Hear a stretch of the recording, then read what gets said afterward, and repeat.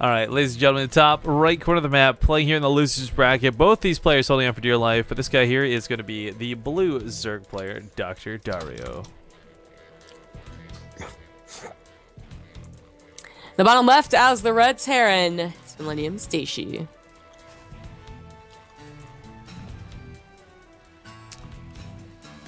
All right, and I guess so. Here's the thing about Dayshi's tactics from last game, or last series, pardon me, because we just got TLO.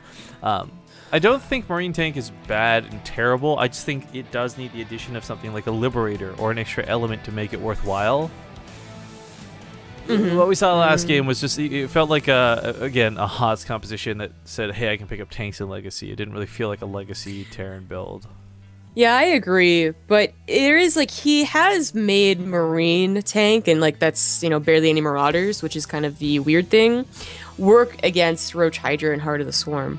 Like, the amount of Marines you can get when not, you know, paying off for those costly Marauders, just their damage output, if they have good upgrades, can be really good.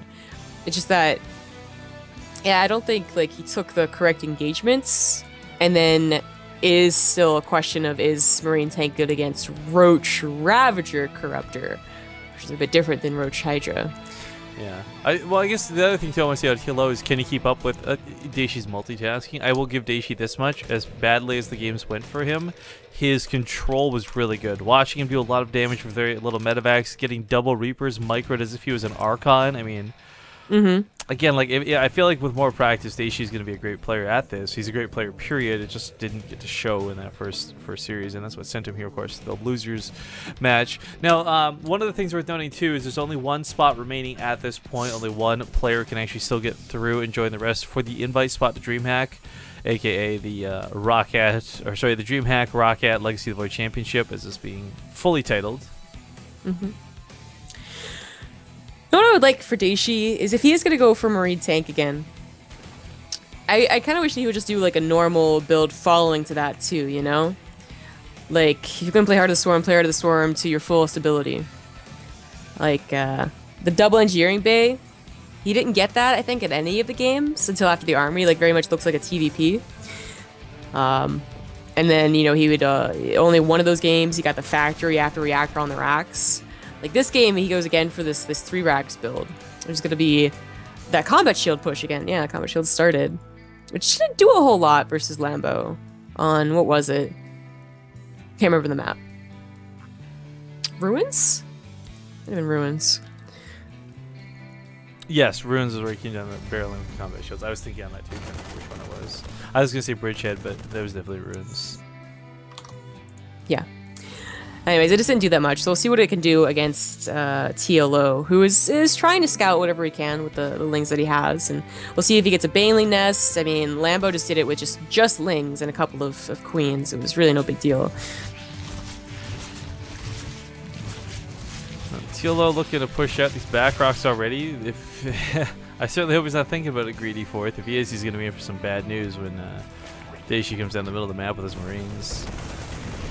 Wardoni is going really heavy on the Marines. The factory's only just recently started, so not going to exactly have a sick medevac to go with this. But the combat shield timing, once again, TLO's going to see that move out and be like, whoa, that's a lot of Marines. Time to stop making workers, and it's time to start making lings.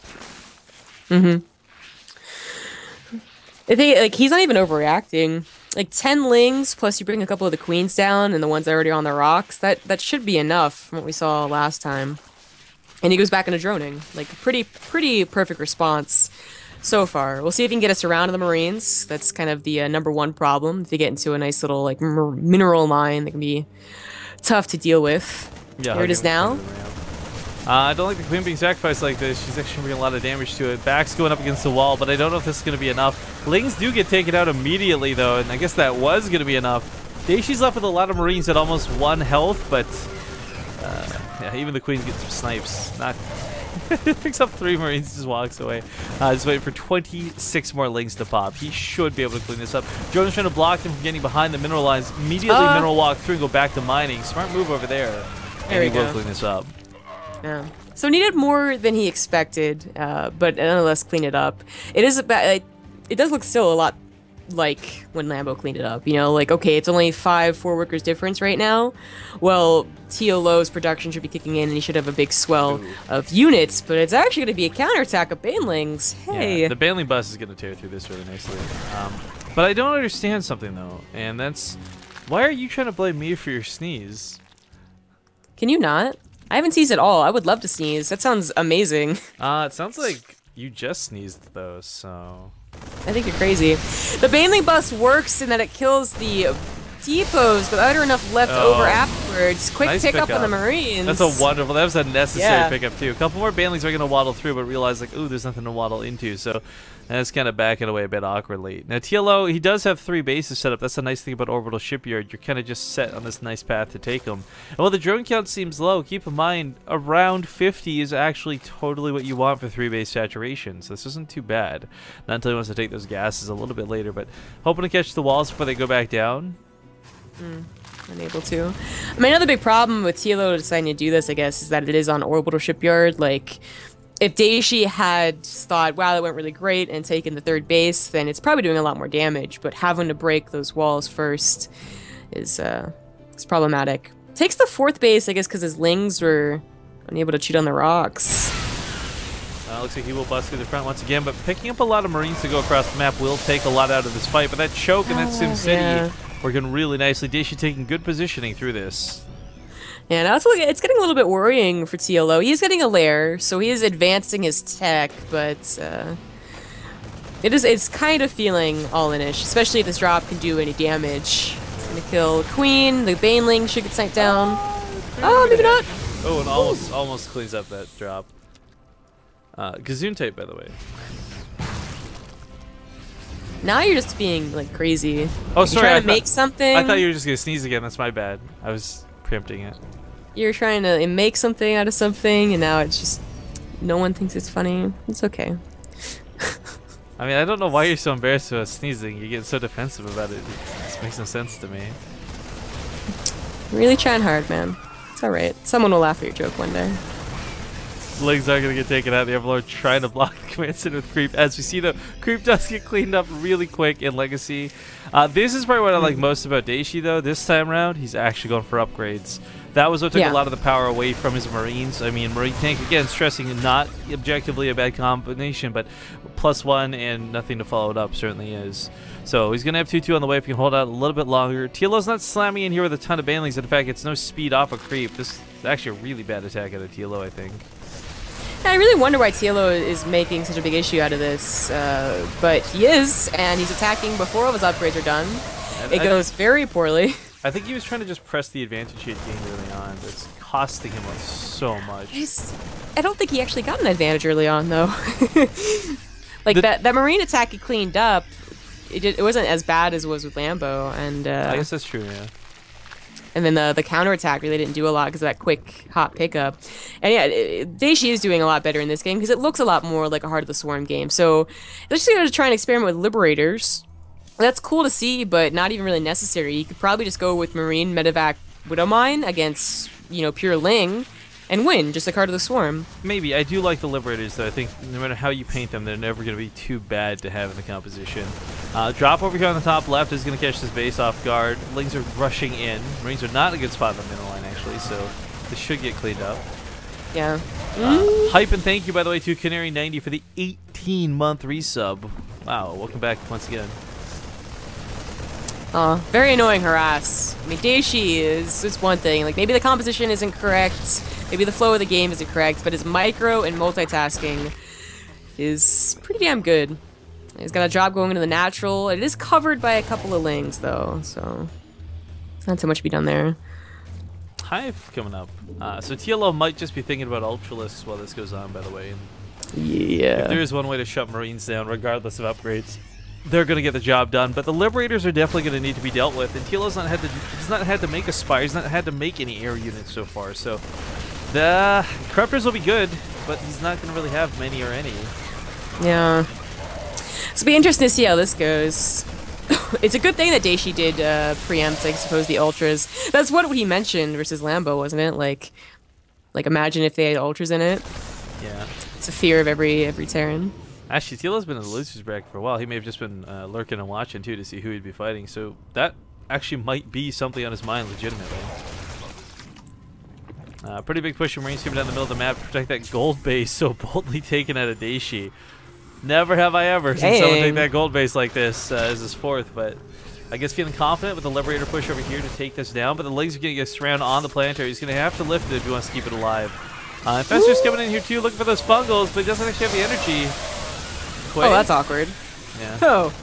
Alright, well he's hoping to get it by the time the Marines chase him down. Oh, burrowed banelings, awesome to see. This will just barely be enough. It was awkward enough, Dayshi didn't expect this enough that Dario continues to buy time for upgrades right now. Where is the Ultras? Tac 2. Ultras cover may have been put on pause in lieu of the Corruptors. He needs the Corruptors to deal with those Liberators.